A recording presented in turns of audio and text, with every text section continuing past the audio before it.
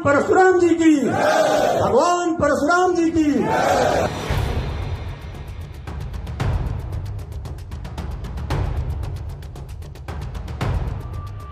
मर्यादा पुरुषोत्तम राम श्री राम जी जैसे बताएंगे उस रास्ते चलेंगे।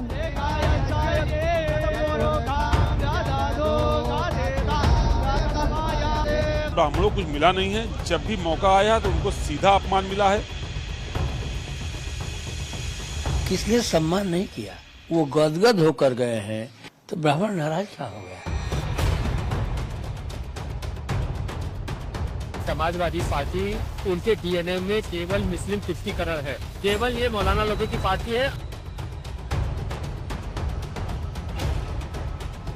गौ हमारी माता है, जन्म जन्मांतर का नाता है, गौ माता को कटने नहीं देंगे।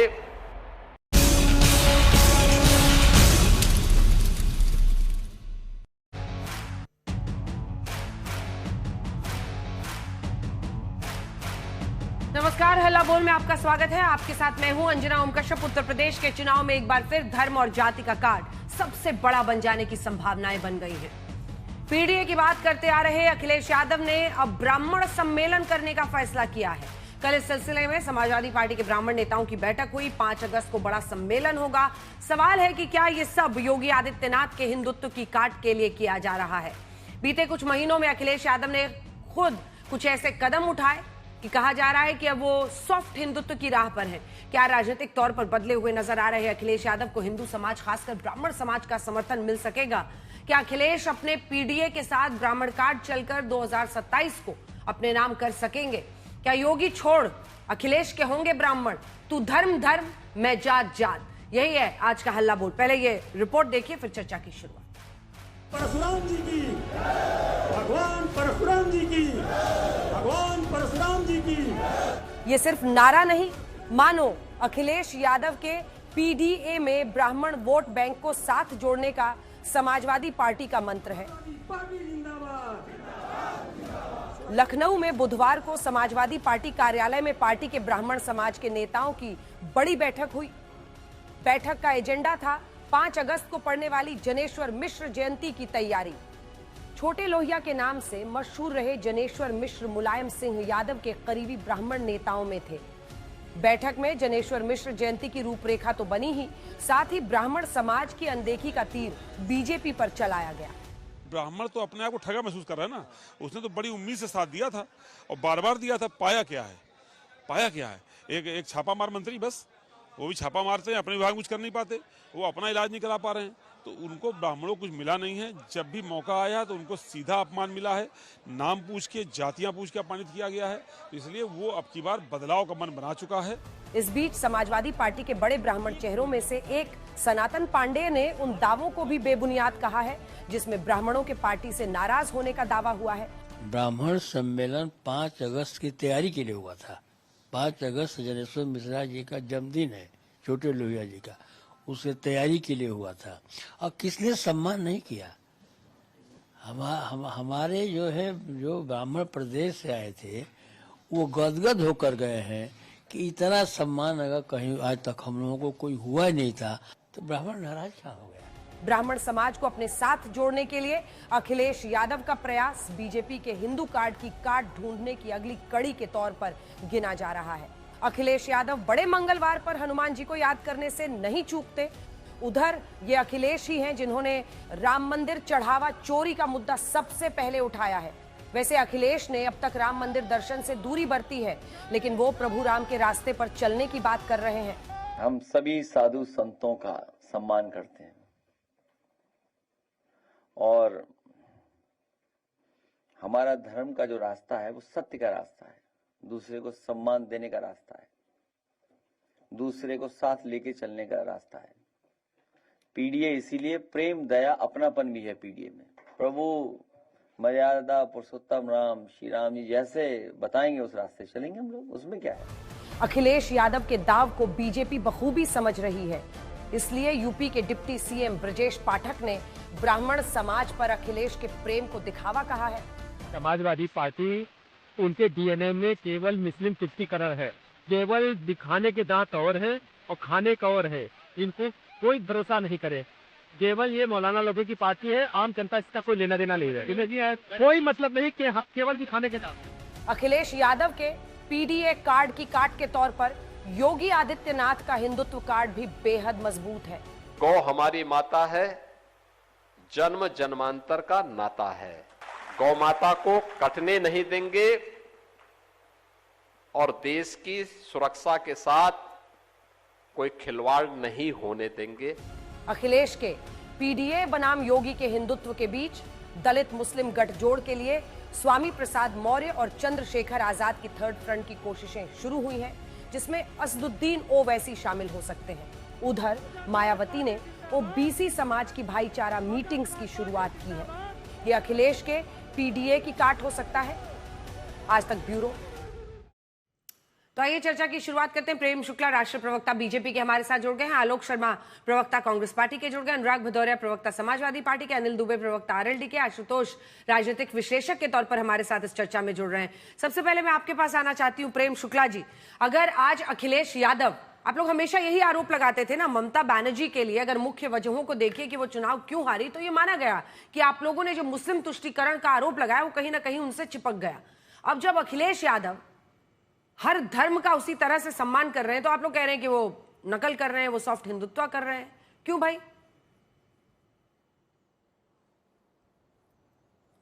नहीं, अभी ब्राह्मण सम्मेलन कर रहे हैं अखिलेश यादव, यही संदर्भ है आज की बहस का, मुझे लग रहा है। हाँ।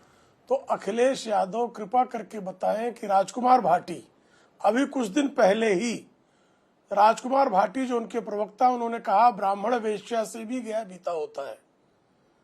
तो राजकुमार भाटी के खिलाफ क्या कार्रवाई की उन्होंने? क्या ये वेश्या से गए बीते ब्राह्मणों को जमा किया था उन्होंने?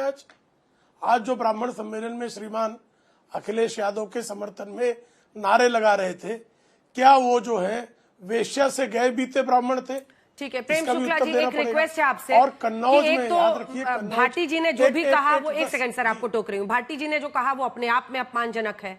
अब आप भी उसको बार बार दोहरा रहे हैं। आज तक किसी भी धर्म या किसी भी पेशे से जुड़े लोगों का अपमान नहीं करना चाहता है, आप बोल रहे हैं, लेकिन मैं आपको भी टोक रही हूं और आपसे ये कह रही हूं, अनुरोध कर रही हूं कि एक ही बात को बार बार मत रिपीट कीजिए। इन शब्दों को बोलने की जरूरत मुझे नहीं लगता है बहुत ज्यादा है। आप इतना कह सकते हैं कि हाँ भाई उन्होंने पहले ही अपमान किया था। ठीक, मैं उद्धृत कर रहा हूं, मैं बिल्कुल उससे असहमत हूं और मुझे अपमानजनक लगता है। दूसरी बात, नीरज मिश्रा का नाम कोई आज तक उत्तर प्रदेश में नहीं भूला है। कन्नौज में भारतीय जनता पार्टी का एक पदाधिकारी था, चुनाव के समय उसने अखिलेश यादव के बूथ कैप्चरिंग का विरोध किया, उसका सिर काट दिया गया, सिर कटी हुई लाश मिली थी। तो नीरज मिश्रा से माफी कब मांगेंगे अखिलेश यादव? कब नीरज मिश्रा के हत्यारों के विरोध में अखिलेश यादव का बयान आएगा? और जो वहां जमा हुए थे वो लोग, सारे लोग मिलकर नीरज मिश्रा पर अखिलेश यादव का माफीनामा कब सार्वजनिक तौर पर पेश करेंगे, बता दें। और पीडीए में ब्राह्मण क्या क्या स्थान? अभी जनेश्वर मिश्र की जयंती की बात की जा रही है। जनेश्वर मिश्र को भली भांति मैं जानता हूं, एक पत्रकार के तौर पर उनसे मिला भी मैं कई बार। जनेश्वर मिश्र का खुद का बयान था कि मैंने छात्र जीवन में अपनी जनेऊ तोड़कर फेंक दी थी, मैं जाति से ब्राह्मण स्वयं को नहीं मानता।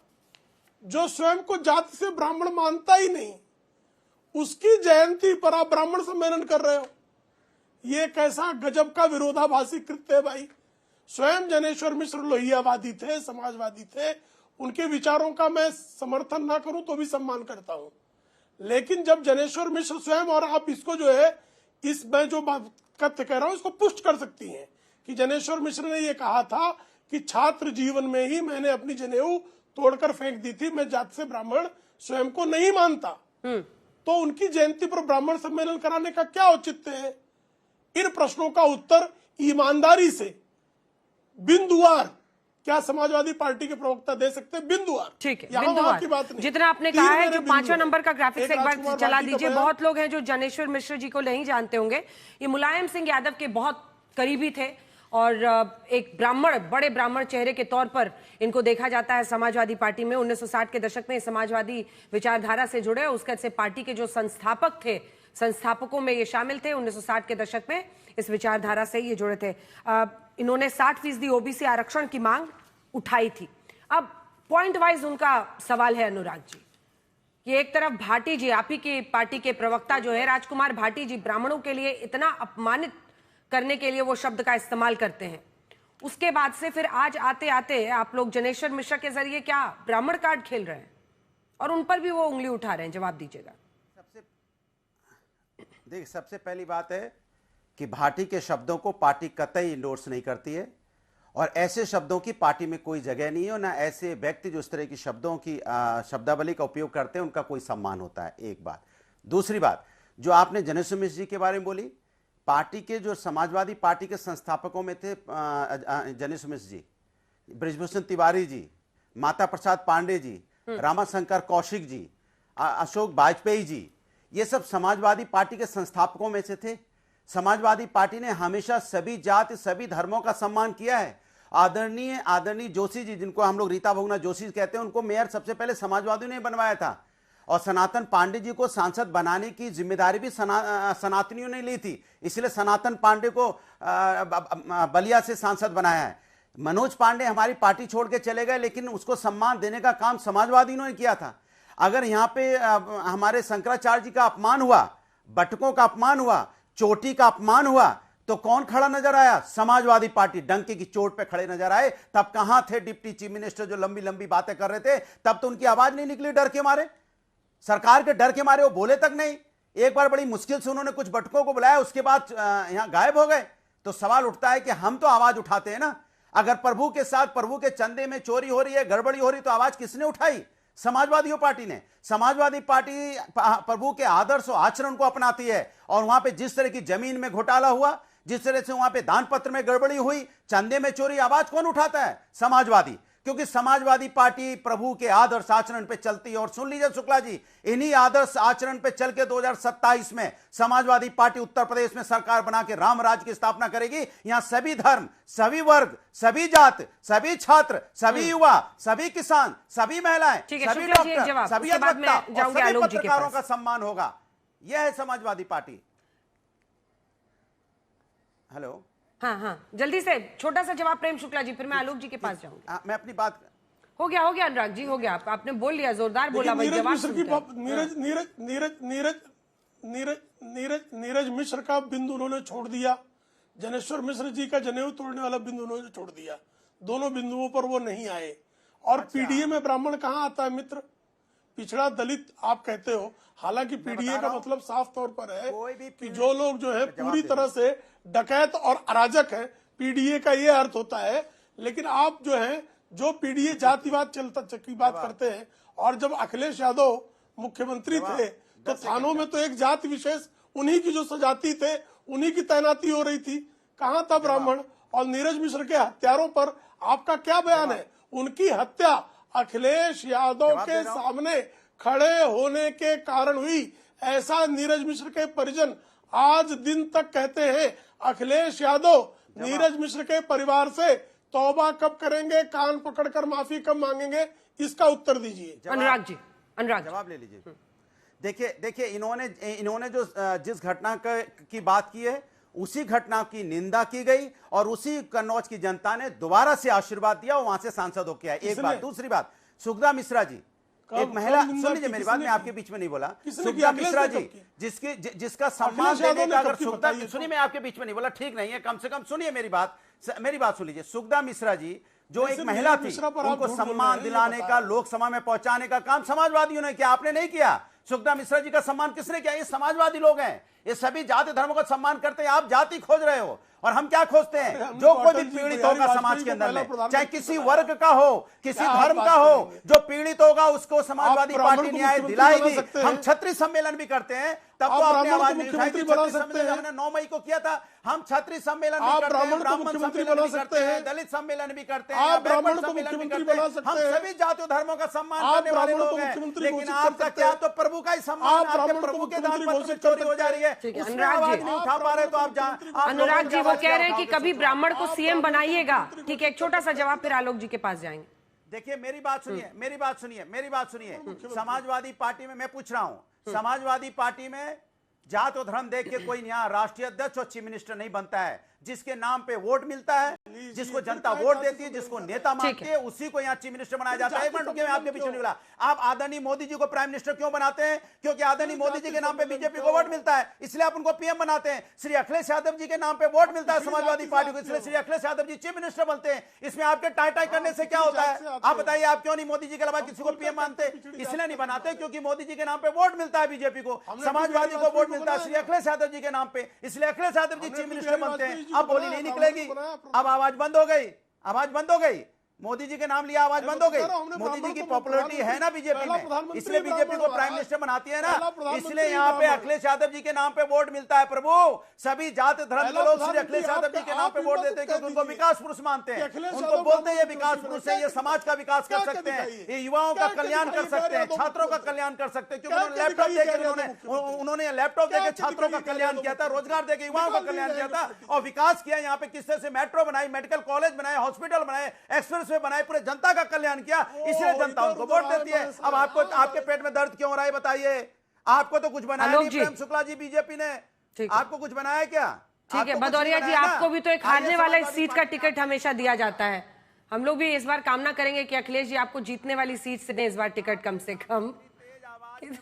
ये समाजवादी की देन है अंजना जी, आपके सामने इतनी बुलंद आवाज में बोल रहा हूँ, ये भी देन समाजवादी पार्टी की, आप कह रहे कुछ दिया ही नहीं। ठीक, आलोक जी, तो धर्म धर्म जो है, जात जात, आज ये धारणा बनती जा रही है कि भारतीय जनता पार्टी धर्म के आधार पर पोलराइजेशन करती है ताकि बहुसंख्यक वोट उसकी तरफ जाए, लेकिन जाति के आधार पर बांटने की उत्तर प्रदेश की पॉलिटिक्स में, बिहार की पॉलिटिक्स में कोशिश विपक्ष करता है। और उसी कड़ी में देखा जा रहा है कि सोशल इंजीनियरिंग जो एक वक्त पर मायावती जी ने भी किया था, वही अखिलेश जी करने की कोशिश कर रहे हैं ब्राह्मण कार्ड, ब्राह्मण सम्मेलन के जरिए। आलोक जी। नहीं, मुझे नहीं लगता है कि जो आपका वक्तव्य है वो ठीक है। बीजेपी जाति और धर्म दोनों में काम करती है। जिस तरह से इन्होंने अंग्रेजों से डिवाइड एंड रूल सीखा है, ये जिस राज्य में जाते हैं जैसी सुविधा होती है वैसा करते हैं। हरियाणा में आ जाएंगे तो जाट वर्सेस नॉन जाट कर देंगे, राजस्थान जाएंगे तो गुजरों को मीणों से लड़वा देंगे, महाराष्ट्र जाएंगे तो मराठों को नॉन गैर मराठाओं से लड़वा देंगे, और जब कहीं उत्तर प्रदेश की बात आएगी तो कहीं अपने जो जातिवादी दल हैं, चाहे वो आरएलडी हो चाहे अपना दल हो, तमाम लोग हैं, उनको अपने साथ जातिवादियों को ले लेंगे और धर्म का मुलम्मा चढ़ा लेंगे। तो पूरी तरह से ये लोग जाति और धर्म की बात करते हैं। पहले देश के प्रधानमंत्री हैं जो 80-20 शमशान, कब्रिस्तान, मंगलसूत्र और पता नहीं कौन कौन सी बात करके वोट लेते हैं। पहले प्रधानमंत्री हैं जो मंचों से कहते हैं कि मैं ओबीसी हूं। पहले देश के प्रधानमंत्री हैं जो कहते हैं मैंने दलित राष्ट्रपति बना दिया, और तमाम बीजेपी के लोग भी बोलते हैं, वो कहते हैं कि साहब हमने एसटी बना दिया। ये बीजेपी के लोग बोलते हैं। राष्ट्रपति की भी जाति और तमाम चीजें ये निकाल कर ले आते हैं। अब बात आती है ब्राह्मणों की, कि ब्राह्मणों का, क्योंकि आज का विषय है, जो तमाम सर्वे आते हैं इंडिया टुडे के और बाकी लोगों के, उसमें ये था कि 80% से ज्यादा ब्राह्मण उत्तर प्रदेश या नॉर्थ इंडिया में मैक्सिमम टाइम, खासतौर पर पिछले 15-20 साल से बीजेपी को वोट देता आ रहा है। लेकिन अब ऐसा नहीं होगा। पूरे देश में ब्राह्मण पूरी तरह से ठगा हुआ महसूस कर रहा है। और वो ठगा हुआ कैसे महसूस कर रहा है? वो चाहे एनकाउंटर के नाम पे मारा जा रहा हो, चाहे यूजीसी बिल के नाम पे मारा जा रहा हो, सरकार ने वापस नहीं लिया यूजीसी बिल, सुप्रीम कोर्ट ने स्टे किया, चाहे वो शंकराचार्य चारों के चारों बाहर फेंक दियो राम मंदिर के उद्घाटन पे, राष्ट्रपति महोदया जो हैं वो एसटी हैं, हम बहुत अच्छा एसटी करेंगे, लेकिन जब राम मंदिर का उद्घाटन होगा तो उनको नहीं लेके जाएंगे हम। शंकराचार्य जी के ऊपर पॉक्सो लगा देंगे इनका प्रशासन, और तमाम लोग कह रहे हैं लगाने वाले क्या इन प्रशासन के दबाव में किया है। कुंभ में क्या हुआ था? कितने सनातनी बह गए गंगा जी में, आज तक लिस्ट नहीं मिली हमें। बटकों की चोटी पकड़ पकड़ के थानों में पीटा गया। शंकराचार्य जी की पालकी कहां है? 40 मिनट का शो है, प्रेम शुक्ला जी जरूर बता के जाएं कौन से थाने में पड़ी हुई है। शंकराचार्य जी के साथ जो व्यवहार हुआ पूरे देश ने देखा। आपने किस तरह से कॉरिडोर बनाने के नाम पे बनारस में कितनी मूर्तियों को, मंदिरों को तोड़ दिया, कितने शिवलिंग उखाड़ दिए, और वो थानों में रखे रहे, आज भी रखे होंगे। गाय की बात कर रहे थे अभी, गाय को काटने की परमिशन देने की हिम्मत भाजपाइयों तुम्हारे अंदर कैसे हुई? 14 साल से बड़ी गाय हो गई और नाम चाहिए, वोट चाहिए हिंदुत्व के नाम पे ब्राह्मणों का, गंगा की सफाई के नाम पर वोट मांगते हो, और गंगा में क्या हो रहा है उसके ऊपर बात नहीं करते हो। और सबसे बड़ा जो विषय है, जो डकैती हुई है अभी भाजपाइयों और आरएसएस ने मिलकर की है, राम मंदिर के चंदा तो खा ही गए थे ये लोग, अब तो चढ़ावा भी खा गए, चढ़ावा खा रहे हैं ये लोग। अंजना जी, गांव में अगर किसी मंदिर में चोरी हो जाए और कोई चोर पकड़ा जाए तो गांव से बहिष्कृत हो जाता है, और ये सारे के सारे भाजपाई लोग चंदा चोरों को बचाने पे लगे हुए हैं। जमीन घोटाला, पता नहीं कौन कौन से घोटाले इन्होंने कर मारे।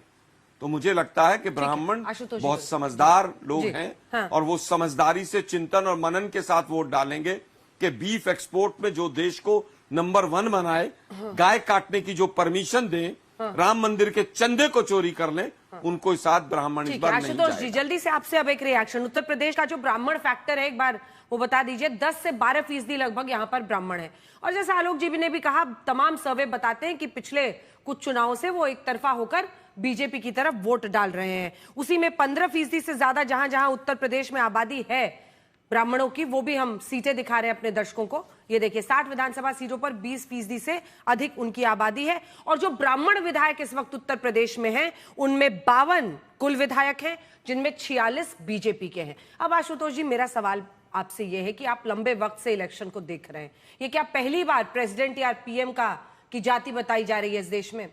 दूसरा सवाल, आज आलोक जी ये पूछ रहे हैं कि भाई बीफ के एक्सपोर्ट को लेकर और तमाम अन्य सवाल जिस पर गौरक्षा पर बीजेपी, लेकिन क्या ये भी एक सच्चाई नहीं है कि जैसे ही ये मुद्दे आते हैं तो उसके ओरिजिनल झंडा बरदार बीजेपी वाले ही दिखते हैं?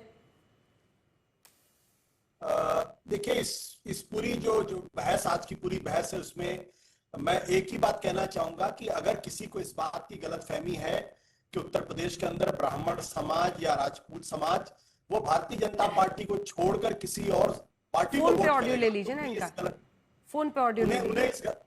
ऑडियो में कुछ प्रॉब्लम है, हाँ थोड़ा उठा लीजिए फोन, मुझे लगता है कुछ ऑडियो मैं ये क्रैकिंग साउंड है। अगर उत्तर प्रदेश के अंदर किसी को इस बारे में गलतफहमी है कि वहां का जो ब्राह्मण समाज है या क्षत्रिय समाज है वो अगर भारतीय जनता पार्टी को छोड़कर किसी और पार्टी को वोट देगा, तो मुझे लगता है कि उनको ये गलतफहमी दूर कर लेनी चाहिए। आशुतोष जी, आपको फिर से रिकनेक्ट करा रहे हैं, आपकी आवाज मतलब बहुत ज्यादा उसमें क्रैकिंग साउंड है, थोड़ा सा इंतजार आपको करना होगा। जल्दी से एक बार शामिल कर लेते हैं, चूंकि आरएलडी की तरफ से दुबे जी हैं। दुबे जी खास तौर पर आप भी शामिल हुए हैं आज बहस में, हालांकि क्या ही बताया जाए, शुक्ला जी हैं, एक शर्मा जी हैं, एक दुबे जी हैं, एक भदौरिया जी हैं, लेकिन दुबे जी ये बताइए कि ब्राह्मण किस तरफ जाएगा वोट करने के लिए? अब आलोक जी और वो बता रहे हैं कि आजकल ब्राह्मण बड़े नाराज चल रहे हैं बीजेपी से।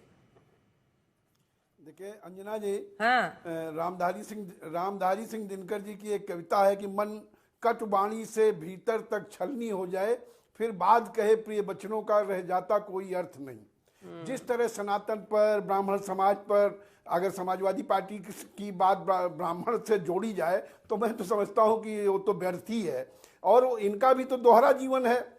एक तरफ जो है उसका विरोध करते हैं, एक तरफ पीडीए की बात करते हैं, दूसरी तरफ सनातन की और ब्राह्मण की बात करते हैं, तिलक और परशुराम की बात करते हैं, तो इनके मुंह से अच्छा नहीं लगता।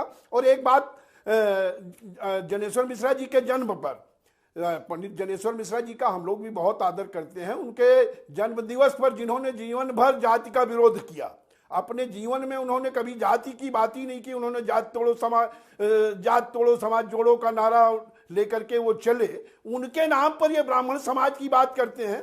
तो मैं समझता हूं कि उत्तर प्रदेश का प्रबुद्ध समाज, उत्तर प्रदेश का ब्राह्मण समाज उनकी इस बात पर कोई विश्वास करेगा, मैं तो ये नहीं समझता कि इनकी इस बात में कहीं कोई दम है। और हम लोग तो हमेशा ही इसके खिलाफ रहे। अच्छा, ब्राह्मण समाज की जो पुरोधा रहे, महर्षि दधीच रहे, चाहे वो चाणक्य रहे, उन्होंने हमेशा जाति को जोड़ने का काम किया। ब्राह्मण समाज ने कभी जाति की राजनीति कहाँ की? उन्होंने तो सबको जोड़ने का काम किया, और ये ब्राह्मण समाज को तोड़ने की बात कर रहे हैं जिन्होंने हमेशा जातियों को की राजनीति की। अब आज इनको ब्राह्मण समाज याद आ गया, जब चुनाव आया तब आपको ब्राह्मण समाज याद आ रहा। तो ये मैं समझता हूं कि उत्तर प्रदेश का ब्राह्मण समाज इस बात को जानता है, और हम लोग तो वैसे भी जाति के खिलाफ चौधरी साहब ने हमेशा राजनीति की। मुझे लगता है इनकी एक मिनट बात, मैं अपनी बात कर लूं।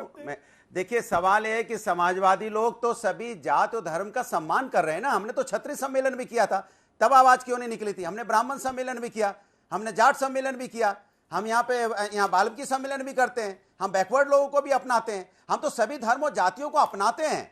हमने कभी ऐसा नहीं कहा कि हम जातियों की राजनीति कर रहे हैं। हम जाति धर्म का सम्मान करते हैं, क्योंकि इस देश के अंदर में सभी वर्गों का सम्मान करने की जिम्मेदारी हमारी है, क्योंकि बीजेपी की नहीं है। इसलिए हम सबका सम्मान कर रहे हैं, सबका आदर कर रहे हैं। आदर और सम्मान करना ये समाजवादी लोग कर सकते हैं, बीजेपी नहीं कर सकती। बीजेपी की तो बटुकों का अपमान कर सकती है और तो कुछ नहीं कर सकती। तब तो आवाज निकलती नहीं। आप तो बोले ही मत, आप तो मुझसे अरे मैंने आपसे बोला ऐसे लोगों की जगह समाजवादी पार्टी में नहीं होती है। समाजवादी पार्टी में ऐसे लोगों का सम्मान नहीं होता है जो किसी दूसरे वर्ग का, किसी जाति को अपमानित शब्दों का इस्तेमाल करेगा। यह बीजेपी में हो सकता है, जिस तरह से पार्लियामेंट के अंदर में इनका एक सांसद जिस तरह की अपमान शब्दों का इस्तेमाल कर रहा था खड़ा होके, रमेश बिदुड़ी, ये बीजेपी में हो सकता है। बीजेपी में हो सकता है कि आप किसी को भी गाली दे सकते हैं, समाजवादी में नहीं हो सकता। आलोक जी, इसके बाद में प्रेम शुक्ला जी आपके पास आऊंगी। आलोक जी, अब इसको पर्सपेक्टिव में अगर पॉलिटिकल एनालिस्ट के तौर पर देखें तो पर्सपेक्टिव में देखना जरूरी है।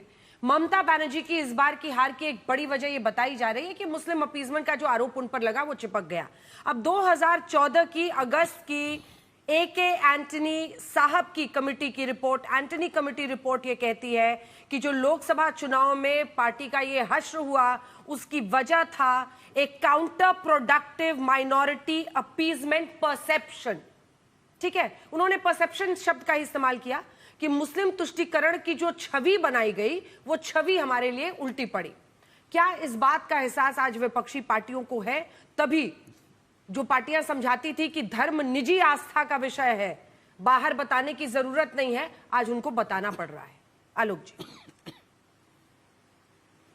देखिए मुझे लगता है धर्म हमेशा से निजी आस्था का ही विषय था और राम मंदिर भी जो था वो न्यायालय का विषय था। बीजेपी पहले कहती थी आस्था का विषय है, सत्ता में आने के बाद कहा कि नहीं न्यायालय का विषय है। पहले वोट बटोर लिए आस्था के नाम पर, फिर कहा कि नहीं न्यायालय जो फैसला करेगा वो मानेंगे। तो बीजेपी भी हमारे रास्ते पर धीरे धीरे आ जाती है। एंटनी कमेटी की रिपोर्ट मैंने नहीं पढ़ी, लेकिन जिस तरह के उद्धरण उसके तमाम मीडिया के साथियों से पता चलते हैं, इसमें कहीं कोई दो राय नहीं है कि कांग्रेस की छवि को खराब करने में और उस पर मुस्लिम एक टैग लगाने में बीजेपी ने कोई कसर नहीं छोड़ी।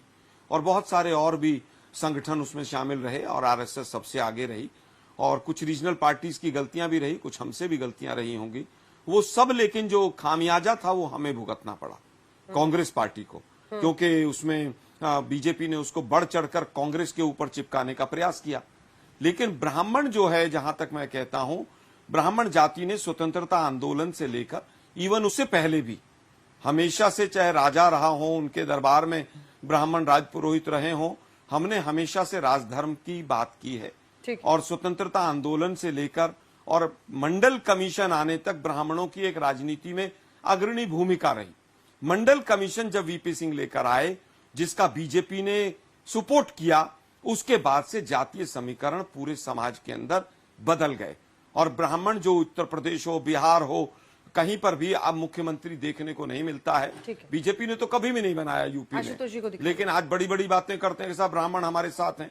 ब्राह्मण कांग्रेस के साथ भी रहे, ब्राह्मण बसपा के साथ भी रहे, ब्राह्मण सपा के साथ भी रहे, ब्राह्मण बीजेपी के साथ भी है। लेकिन उत्तर प्रदेश, आशुतोष जी आ रही है एक खबर आ रही है इस वक्त झारखंड राज्यसभा चुनाव में, बड़ी खबर आ रही है, परिमल नाथवानी जीत गए हैं। इसी के साथ जेएमएम की भी तरफ से कैंडिडेट की जीत हुई है। एनडीए समर्थित निर्दलीय है परिमल नाथवानी और उनका वो अपनी राज्यसभा सीट जीत गए हैं। बताया जा रहा है परिमल नाथवानी जो जीते हैं, एनडीए समर्थित ये निर्दलीय उम्मीदवार के तौर पर वहां उतारे गए थे और इन्हीं को लेकर एक सस्पेंस बना हुआ था। समर्थन में क्रॉस वोटिंग हुई है। ये बड़ी खबर है क्योंकि परिमल नाथवानी के जीतने की वजह क्रॉस वोटिंग बताई जा रही है और इससे कांग्रेस पार्टी को झटका लगा है। जाहिर तौर पर एक उम्मीदवार जो कांग्रेस पार्टी की भी तरफ से वहां पर खड़े किए गए थे, परिमल नाथवानी की वहां पर जीत हो गई और कांग्रेस के लिए ये बुरी खबर लेकर आई है। लेकिन इस बीच परिमल नाथवानी वहां पर जीते हैं। राज्यसभा चुनाव में ये बड़ी खबर इस वक्त की आ रही है। चलिए, इस खबर पर तो हमारी नजर बनी ही रहेगी। आशुतोष जी, चूंकि आपने सीएसडीएस के आंकड़ों की चर्चा की, आप अपनी बात पूरी कीजिएगा पिछले सवाल पर। सीएसडीएस लोक नीति के सारे जो आंकड़े हैं परसेंटेज में, वो हम बता रहे हैं 2017 के, उनका यह असेसमेंट था कि 83% ब्राह्मणों का वोट बीजेपी को गया। जी बिल्कुल, और मुझे लगता है कि जब वो 2022 का चुनाव हुआ तो वो तकरीबन 88-89% के आसपास वो वोट हो गया। देखिए, आज की तारीख में मैं बहुत ईमानदारी के साथ कहना चाहता हूं कि उत्तर प्रदेश के अंदर जो ब्राह्मण समाज है किसी भी हालत में भारतीय जनता पार्टी को छोड़ के नहीं जाएगा, चाहे कितनी भी कोशिश अखिलेश यादव या समाजवादी पार्टी कर ले।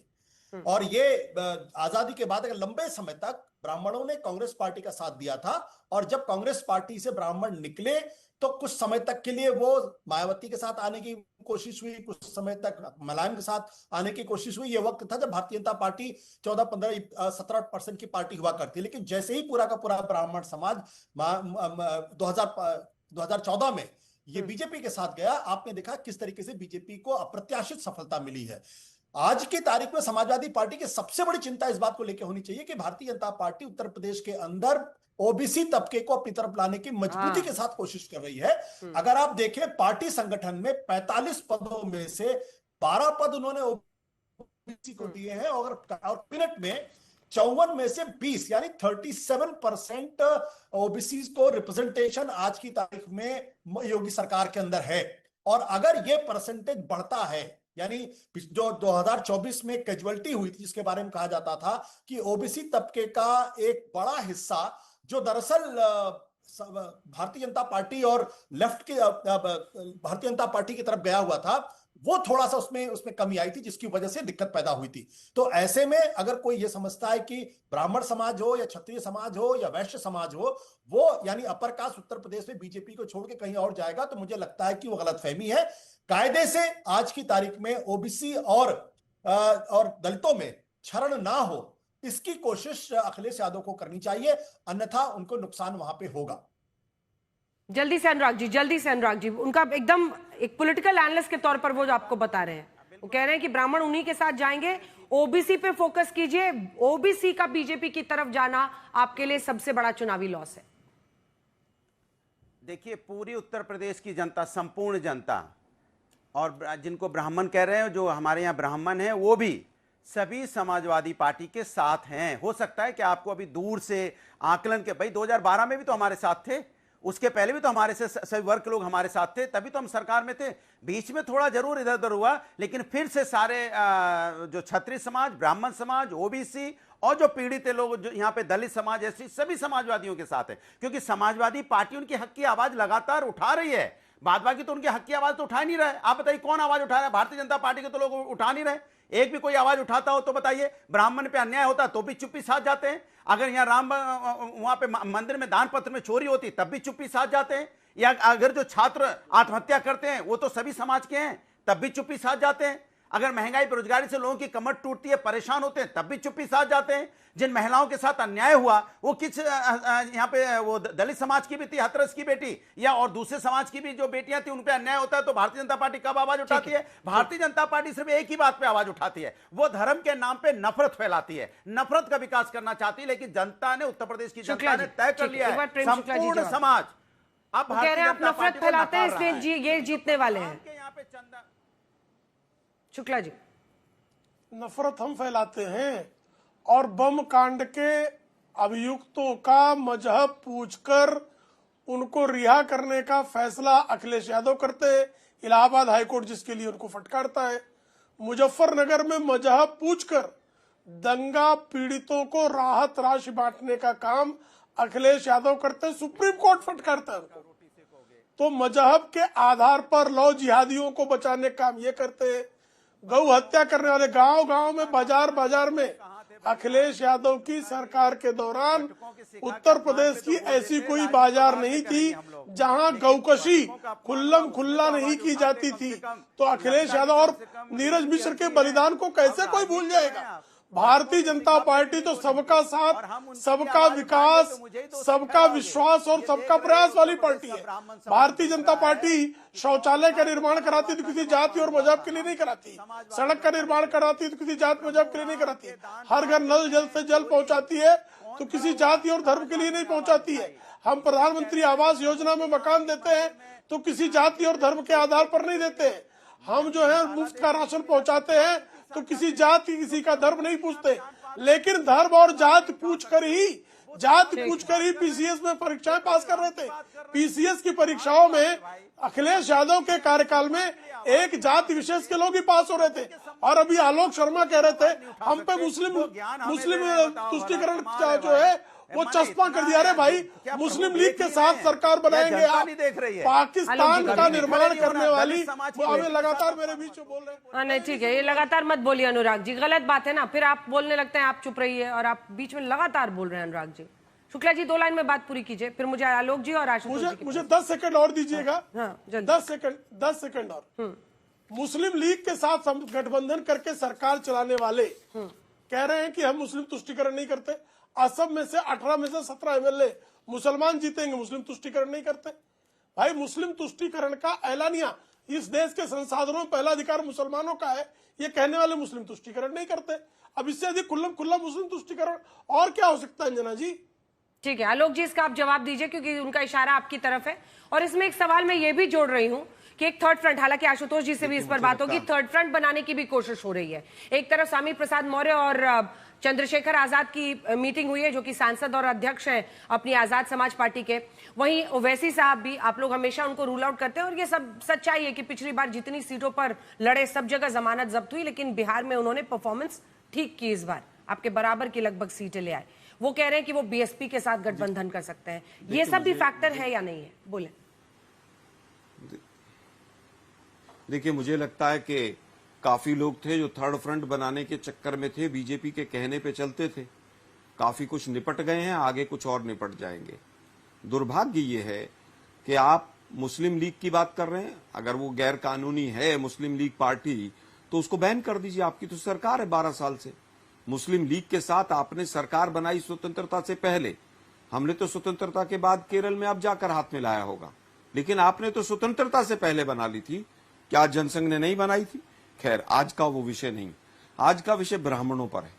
देखिए, हमने 7 में से 3 ब्राह्मण कैंडिडेट राज्यसभा में दिए थे अंजना जी, किसी ने नहीं दिए। और 7 में से 2 ब्राह्मण कैंडिडेटों को बीजेपी ने हरवाया। आज प्रणव झा को हरवाया, वो भी ब्राह्मण थे। किससे? एक व्यापारी से। एक व्यापारी के पैसों से एक ब्राह्मण को हरवा दिया जिन्होंने। ये ब्राह्मणों की बात करेंगे। मीनाक्षी नटराजन ब्राह्मण थी, वहां भी हरवा दिया। कैसे हरवाया? वहां पर आरएसएस ने अपना पैर फंसाकर किस तरह से रिटर्निंग ऑफिसर ने फंसवाया। तीसरा कैंडिडेट केवल बच इसलिए गया तमिलनाडु में, प्रवीण चक्रवर्ती, कि वहां पर बीजेपी नहीं थी। अगर वहां भी बीजेपी होती तो तीनों ब्राह्मण कैंडिडेटों को यह हरवा देते। ठीक है, ये ब्राह्मणों के सबसे बड़े दुश्मन है भाजपा। ठीक है, ये वाला कार्ड चलेगा क्या आशुतोष जी? वो कह रहे हैं कि प्रणव झा जी को हरा दिया। ठीक है, प्रणव झा जी को कह रहे हैं हरवा दिया है परिमल नाथवानी से झारखंड में बीजेपी ने, एनडीए ने। देखिए, मैं अनुराग जी से ये अनुराग जी से मैं कहना चाहूंगा कि कृपया करके उत्तर प्रदेश के अंदर वो अपर कास्ट के ऊपर फोकस ना करें। अगर करेंगे तो नुकसान ही होगा। उत्तर प्रदेश का अपर कास्ट पूरी मजबूती के साथ भारतीय जनता पार्टी के साथ है। और मैं एक बात और कहना चाहूंगा कि अगर उत्तर प्रदेश के चुनाव में भारत जो इंडिया गठबंधन है, इसका प्रदर्शन इस पर निर्भर करेगा कि वहां कांग्रेस पार्टी कैसा परफॉर्म करती है। कांग्रेस पार्टी 2022 और 2024 के अगर आंकड़ों को अगर आप निकाल के देखें तो समाजवादी पार्टी 32 से 33% वोट दोनों चुनाव में पाती है। भारतीय जनता पार्टी 41% वोट दोनों चुनाव में पाती है। लेकिन जब ये कांग्रेस पार्टी जो 3% वोट लेकर आई थी विधानसभा के चुनाव में, जब उसका वोट प्रतिशत 10 हो जाता है, तब वो जो है समाजवादी पार्टी और कांग्रेस मिलकर भारतीय जनता पार्टी के गठबंधन को हराने की स्थिति में आ जाती है। वहां पर समाजवादी पार्टी, बीजेपी का वोट शेयर और बहुजन समाज पार्टी, इन तीनों का वोट शेयर लगभग स्टेबल हो गया। 41%, 32 से 33% और बहुजन समाज पार्टी का 9 से 10%। आशुतोष, ये काउंटर आर्ग्यूमेंट है मेरा, एक काउंटर आर्ग्यूमेंट है। मायावती ने भी मतलब जब ये किया, सोशल इंजीनियरिंग उन्होंने किया, तो फिर ब्राह्मणों को अपने साथ वो लाई और उनके पक्ष में गया। किसने कल्पना की होगी कि भाई दलित चेहरे के रूप में वो है और ब्राह्मणों का साथ मिलेगा और उनके लिए सार्थक होगा पॉलिटिकली? देखिए, 2007 की राजनीति तब थी जब भारतीय जनता पार्टी कमजोर थी। उत्तर प्रदेश के अंदर, और तीसरे चौथे नंबर के लिए लड़ाई लड़ती थी। पहले नंबर पर या तो बसपा होती थी या समाजवादी पार्टी होती थी। जब 2014 में नरेंद्र मोदी जी की वजह से भारतीय जनता पार्टी उत्तर प्रदेश के अंदर एक बड़ी ताकत बनकर उभरी, उसके बाद से वो कंसिस्टेंटली 40% से ज्यादा वोट लेकर आ रही है। तो योगी फैक्टर इनके पक्ष में जा रहा है, योगी फैक्टर पक्ष में जा रहा है। निश्चित तौर पर इसमें कोई दो राय नहीं है। न केवल देखिए, योगी जी की वजह से प्रकाश पूरी मजबूती के साथ है, हिंदुत्व की पॉलिटिक्स की वजह से प्रकाश इनके साथ मजबूती से है। अगर इनको नुकसान होगा, जिसकी मुझे उम्मीद कम दिखाई पड़ती है, अगर नुकसान होगा तो राम मंदिर का जो मौजूदा विवाद पैदा हुआ है उसकी वजह से नुकसान होगा। सिर्फ 2 लाइन में शुक्ला जी, सिर्फ दो लाइन शुक्ला जी, जल्दी से, टाइम खत्म हो गया है। राम मंदिर विवाद और पैसे की हेराफेरी का SIT गठित करनी पड़ी है। राम मंदिर का निर्माण बिल्कुल हेरा फेरी के हम विरुद्ध हैं। राम मंदिर का निर्माण हमने कराया, बाबरवादियों की छाती पर चढ़कर कराया। बाबरवादी आज भी छाती पीट रहे हैं कि राम मंदिर बन क्यों गया और राम मंदिर इतना बेहतर चल क्यों रहा है। 16 करोड़ लोग दर्शन करने कहते। ठीक है, SIT आप ही ने गठित की है ना जांच कराने के लिए कि कौन पैसा उधर मार रहा है। बहरहाल हम इसी के साथ आप सभी का बहुत धन्यवाद हमारे साथ हल्ला बोल में जुड़ने के लिए। आज रात 9 बजे ब्लैक एंड व्हाइट में हम आपको बताएंगे कैसे मुस्लिम देशों ने इस युद्ध में ईरान से मार भी खाई, अब जुर्माना भी देंगे, और इसके बाद आपको बताएंगे कि क्या इस युद्ध से ईरान का $300 बिलियन का जैकपॉट लग गया है। आप देखते रहिए आज।